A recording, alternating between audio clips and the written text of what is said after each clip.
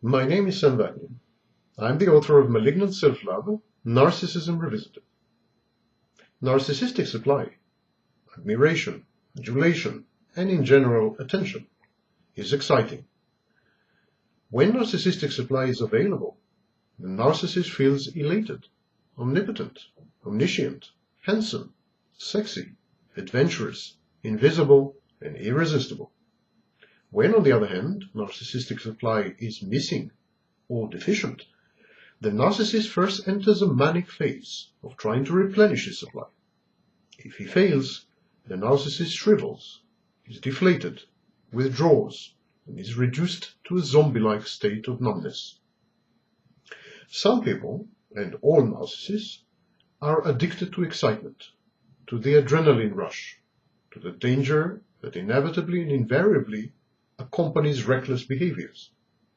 They are the adrenaline junkies. All narcissists are adrenaline junkies, but not all adrenaline junkies are narcissists. Narcissistic supply is the narcissist's particular sort of thrill, his drug of choice.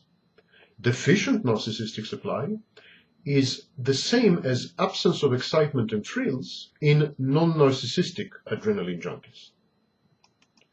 Originally in early childhood, narcissistic supply was meant to help the narcissist regulate his volatile sense of self-worth and self-esteem. But narcissistic supply, regardless of its psychodynamic functions, also simply feels good. The narcissist grows addicted to the gratifying effects of narcissistic supply. He reacts with anxiety when constant reliable provision is absent or threatened. Narcissistic supply is pleasurable. Thus, narcissistic supply always comes with excitement on the one hand and with anxiety on the other hand. Excitement, because it's pleasurable. Anxiety, lest it be withdrawn. The narcissist is afraid that he won't be able to secure narcissistic supply in the future, and he is therefore constantly anxious. When unable to secure normal narcissistic supply, adulation, recognition, fame, celebrity, notoriety, infamy, affirmation, or mere attention, the narcissist resorts to abnormal narcissistic supply. He tries to obtain his drug, the thrills, the good feeling that comes with narcissistic supply, by behaving recklessly, by succumbing to substance abuse, or by living dangerously.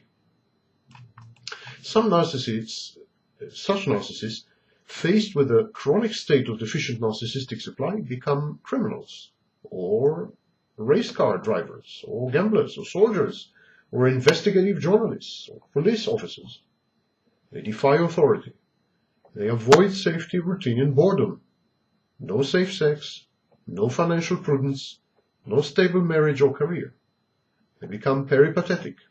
They change jobs, or lovers, or vocations, or avocations, or residences, or friendships, anything to generate excitement in their lives.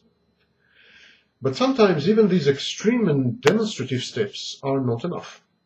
When confronted with a boring, routine existence, with a chronic and permanent inability to secure narcissistic supply, and with a pronounced lack of excitement, these narcissists compensate by inventing thrills where there are none. So they become paranoid, full of delusional persecutory notions and ideas of reference and conspiracies. Or they develop phobias, fear of flying, fear of heights, fear of enclosed or open spaces, of cats or spiders.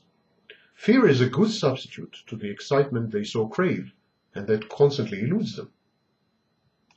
Anxiety leads to the frenetic search for narcissistic supply. Obtaining the supply causes a general, albeit transient, sense of well-being, relief, and release, as the anxiety is abated and alleviated. This cycle is addictive.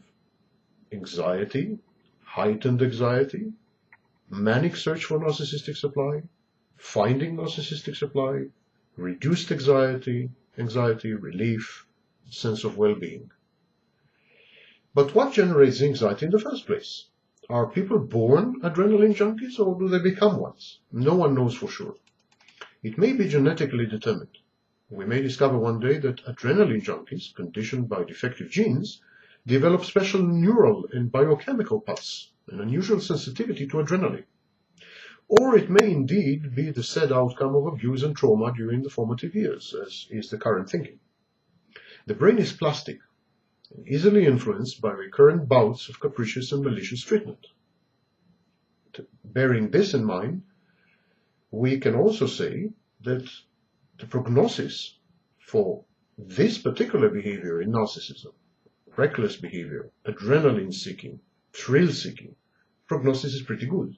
Since the brain is plastic, these processes are reversible.